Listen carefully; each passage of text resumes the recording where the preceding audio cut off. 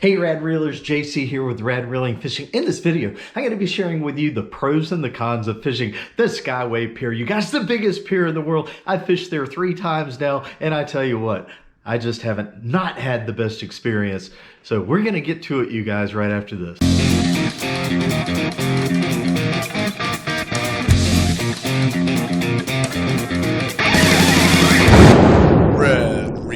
All right, let's talk about the pros. If you drive a car, you can drive right up to your fishing spot and park. You can take whatever you need out of the car right there. You don't have to walk a mile and lug a bunch of stuff with you. You can leave stuff in your car. And you guys, if it starts raining, the other day I was fishing with Bush. Hey Rad Reelers, JC here with Rad Reeling Fishing. This guy right here has an awesome YouTube channel.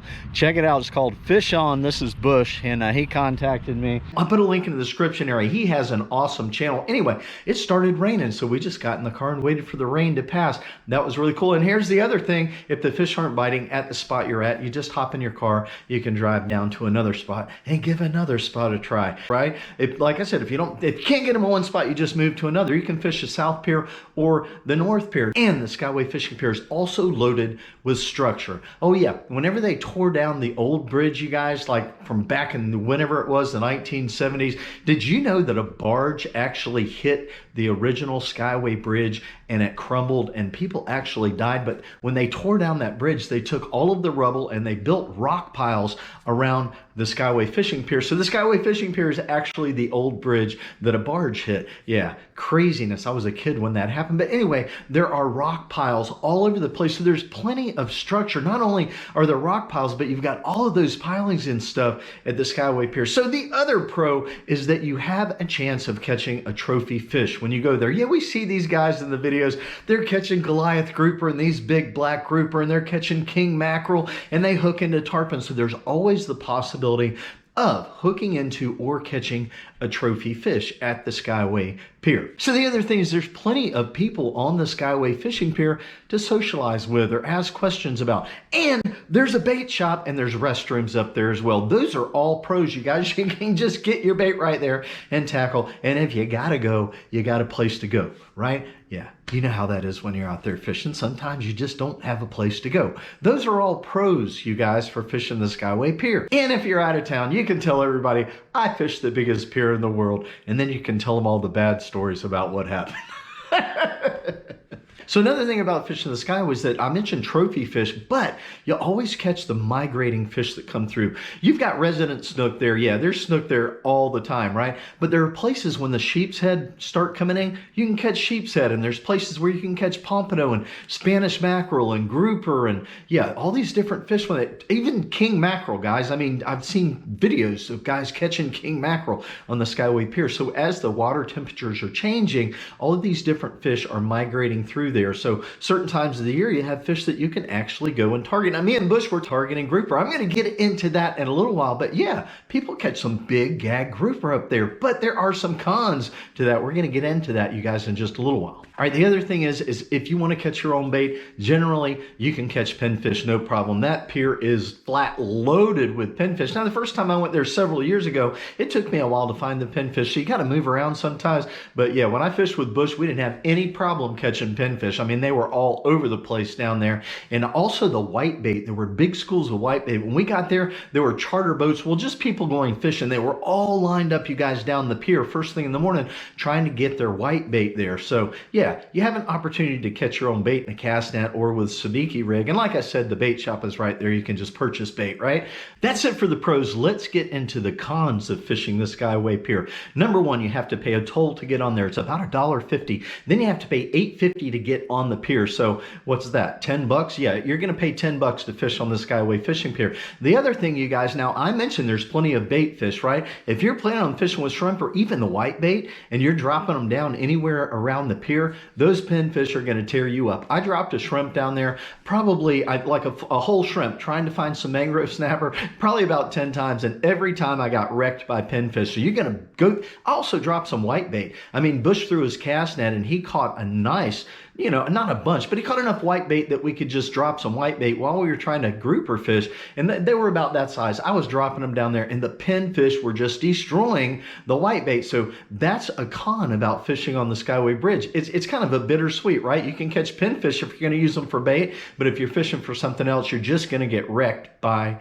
pinfish. But other times of the year, you see people down there just wrecking the mangrove snapper on shrimp because they know exactly where they are. They're wrecking the mangrove snapper on whitebait, but they're probably also getting wrecked by pinfish as well. So, you know, it just comes with fishing, right? There's a bunch of pinfish, but the Skyway Fishing Pier, there's people fishing there all the time. So you know that those pinfish are just hanging out there because they know that they're going to get food. And the other thing, you guys, it's the same way with the pelicans. The pelicans are hanging out there because there are really big schools of fish. Yeah, we were grouper fishing and we were floating these pinfish way out. Yeah, no problem catching pinfish, right? We're drifting our pinfish way out on these rock piles trying to catch a gag grouper. But these pelicans are flying by right in the zone where your line is. You guys, one guy next to us got hung up on a pelican. I got flipping hung up on a pelican. Me and Bush were out there for hours just trying to get pinfish out. Like, he said, we got to get out there like 100, 150 yards to drift a pinfish out that far without a dolphin getting it